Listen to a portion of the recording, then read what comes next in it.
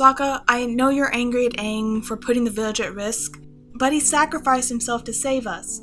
And he's our friend. And he's the Avatar, the world's last hope. I can't just sit around and do nothing, so I'm going to go save him from Zuko. And don't you dare try to stop me. Sokka was proud of his sister, but also annoyed by her assumptions. The young man rolled his eyes. Of course we're going to save Aang. Why do you think I'm packing the canoe with... Wait, what? Save him from whom? Zuko, the evil Fire Nation soldier threatening to burn down the village. Still remember him? Huh.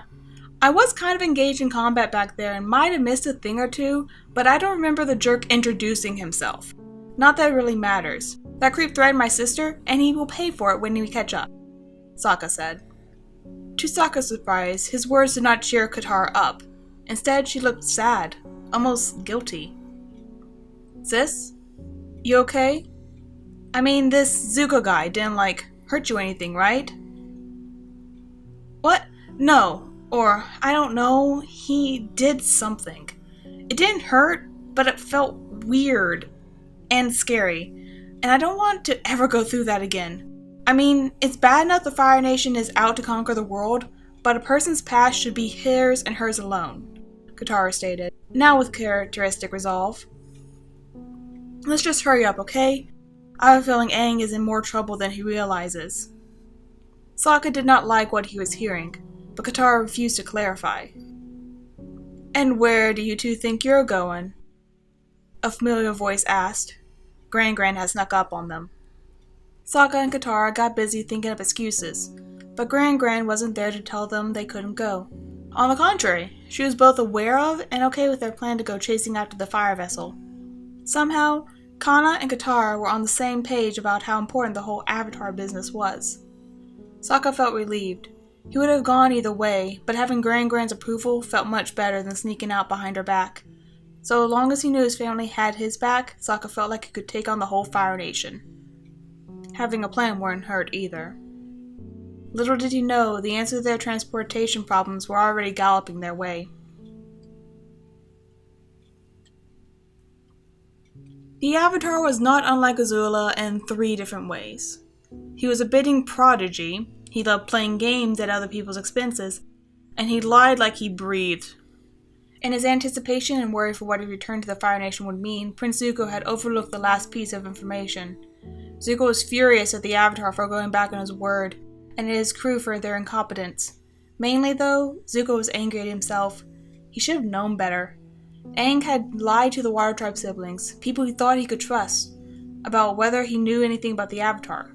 Clearly he wasn't the type of person who held telling the truth in high regard. Zuko had fallen into this trap many times before. It was one of his greatest weaknesses. He thought people were better, more honorable, than they actually were, and time again people proved him wrong. And Zuko had no one to blame but himself. He could beat himself up for that later, though. He would beat the Avatar first. Zuko ran through another corridor, following a path of disarray left in the Avatar's wake. Where does he think he's going? They were on a ship in the middle of the Arctic Ocean. If the Avatar was counting on finding his staff and flying away with it, he'd be sorely disappointed. Zuko was about to run past Uncle's corridor when he heard a small whisper of something that sounded like, "I'm sorry?" His instincts told him to look into it. Zuko rounded the corner and smacked headlong into the Avatar. The air nomad looked surprised and even apologetic in a way that reminded Zuko of a lion dog caught doing him mischief. Not sorry for the deed, but sorry for being caught. Zuko's eyes narrowed. That does it. So, the Avatar said, while dodging a fireball, and adding with an innocent smile, "You wouldn't happen to know where my staff is?" "Sure," Zuko said through gritted teeth. "I used it as firewood." Zuko felt a small twinge of guilt for the lie when he saw the shocked look on Aang's face.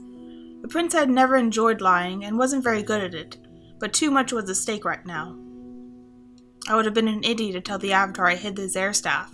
With my luck, he would have teared the whole ship apart looking for it. Aang looked at the floor sadly.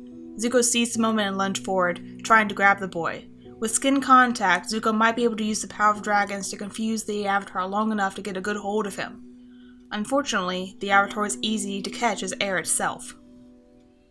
Suddenly, the entire ship shook so hard Zuko almost lost his balance. His first thought was the crew had hit an iceberg or an inopportune moment, but the shouts from above suggested something else was amiss. We're under attack? By whom? A loud roar boomed above. The Avatar's face spread into a wide-toothed grin. Appa! The boy shouted and slipped past Zuko to the staircase leading to the deck. To his dismay, Zuko realized he did know what was going on, or could at least give a good guess. The prince felt like an idiot for not giving a second thought to what he would do when the Avatar's 10-ton flying pet dropped by. By the time Zuko got to the deck, the flying bison had used airbending to sweep most of Zuko's men down for the count. The Water Tribe siblings from their village were dismounting the bison, the Avatars running toward them. While the air nomad was busy greeting his friends, Zuko sent a swift sweeping fire kick toward the Avatar's feet. This time, he wasn't fast enough to get out of the way. The hit sent Aang flying to the ship's railing and beyond. One moment, the Avatar was being thrown across the deck. The next minute, his orange form had vanished behind the ship's hull. The implications were sinking in. No! Zuko shouted in chorus with the Water Tribe kids and got chilly stares from them as a response. Zuko lunged toward the railing, but he wasn't as fast as Appa. The monster swooshed past the prince with clear intentions of diving in after its owner. For a brief moment, Zuko stopped to gape at the animal, but then he noticed Sokka was still on the top of the bison, hanging on for dear life. Zuko wasn't sure what he should do, but he had no time to think, only to react. Jumping toward the other boy with his arms outstretched, as the animal descended, Zuko caught hold of Sokka's ankle and pulled with all his weight. The Water Tribe boy lost his grip on the animal's fur, and both boys fell on the deck. Only seconds later, the bison was completely submerged. For a short, stunned moment, both boys just stared at each other. Zuko felt like shrugging. He didn't much care for the other boy, but that didn't mean he would let Sokka fall to his cold and watery grave. Sokka looked like he was about to complain, but then his eyes focused on something behind Zuko. The prince got his head in the game just in time to roll out of the way before a water assault reached him. The attack hit Sokka instead, freezing his legs in place. Zuko turned to look at his attacker, the Water Tribe girl, Katara, the village's only waterbender. Oddly enough, the piece of information hadn't been much of interest to him before now. Zuko took a firebending stance. He would have to hope the bison was a good swimmer. I need the Avatar alive, but it looks like I have to take Katara down first. He didn't want to underestimate his opponent, but thanks to his look into Katara's memories, he could not bring himself to be worried either. Zuko launched his offense and began closing the gap between them, throwing a fire fist at each step. Katara blocked each attack with water, but she was also forced to back away. Her back was soon against the wall of the observation tower. Waterbenders need time and space for their katas, Uncle had lectured Zuko once upon a time. He intended to give her neither. Zuko finished his assault with a low fire kick that swept Katara off her feet, throwing her to the deck. She screamed and tried to cover her face with her hands, expecting more to follow. Zuko hesitated. This scene reminded him of one of Katara's memories, a memory he had no right to see. She does look a lot like her mother. Zuko felt empty. He felt like shouting at the world just how wrong they all were. He wasn't the bad guy here. He didn't have a choice. "Leave Katara alone!" shouted a voice that was on the same time familiar and not. Before Zuko had time to turn around, a massive gust of wind sent him flying high in the air. The world around him became a blur of color and sound. The wind threw Zuko around like he weighed nothing more than a leaf, and he couldn't tell which way was up or down. Zuko didn't have time to come to grips with his new perspective before it ended. He hit something hard. If the numbing pain all over his left side of his body was any indication. Zuko's head was spinning, but he was pretty sure his whole body was still spinning as well. Sure enough, another impact followed, this time to the upper part of his torso. When Zuko tried to gasp for air, he couldn't. Instead, he got a mouthful of freezing salt water. The prince closed his mouth and opened his eyes, trying to regain his sense of direction. He was horrified to find that above him lurked nothing but dark water. How deep am I? Zuko tried to think quickly before he ran out of air, but he found it difficult to think of anything but the weight of the cold, endless ocean. The teenager closed his eyes in a last attempt to keep panic at bay. The sun, he could feel it under him. The warmth was calling to him, breathing with him. For a moment, Zuko thought he could see a sliver of something long and white move past him, but it turned out to be just more bubbles whizzing past. The feeling didn't make any sense, but Zuko had no choice but to trust his instincts and swim toward the warmth. Zuko reached the surface. His chest ached with every breath, but he chose to ignore that. Pain is your friend. It means you're still alive. The coldness was a more imminent threat.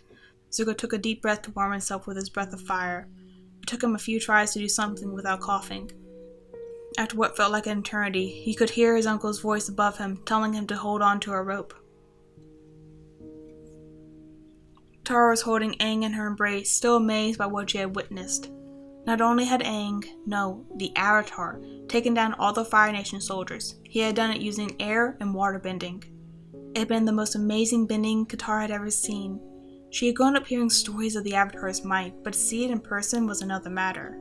She didn't have time to dwell on the fight though, since she had to make sure Aang was okay, and then she would have some questions for the boy. Why didn't you tell us? Why didn't you tell me? Sokka guided Appa away from the Fire Nation ship, which quickly became a dot in the horizon.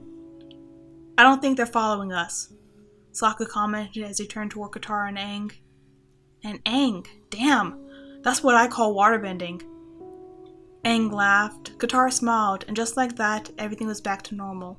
Katara knew her life would never go back to what it used to be, but she wasn't upset about that. She made her choice when they left the village, and she wasn't regretting it now. Katara had always had a feeling she was meant for something bigger. She couldn't be the last waterbender of tribe for no reason. Now Katara was safe and with friends, and that was all that mattered. The firebender would never touch her again. She wouldn't let him. She would go with Aang to the northern pole and become the greatest waterbender of all time. And if they ever met him again, she would make him pay. That's not necessary, Uncle. Zuko would have sounded more convincing if his voice hadn't broken twice during a short sentence. He must really be in pain to let it show, Iroh thought. Sergeant Cho, the closest thing the ship had to a medical officer, had patched his nephew up to the best he could, but Iroh was determined to take Zuko to a real healer in the next Fire Nation outpost, even if that meant going against Zuko's expressed wishes. In the meantime, Uncle would do his best to protect the young prince from himself and his foolhardy quest.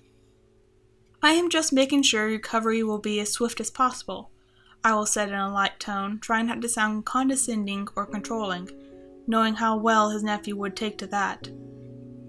Watching the Avatar throw Zuko into the side of an iceberg had been one of the worst moments in Iroh's life. The Arctic Ocean was dangerous to anyone, but it was also the furthest thing from a firebender's comfort zone. For a moment, Iroh had thought Zuko wasn't coming back up again, and he couldn't bear the thought of losing another son. Thank Agni his nephew was made of sturdier stuff, though Iroh feared Zuko saw nothing to be thankful for. Your life still has meaning, nephew. I wish you could see that, even if your father does not.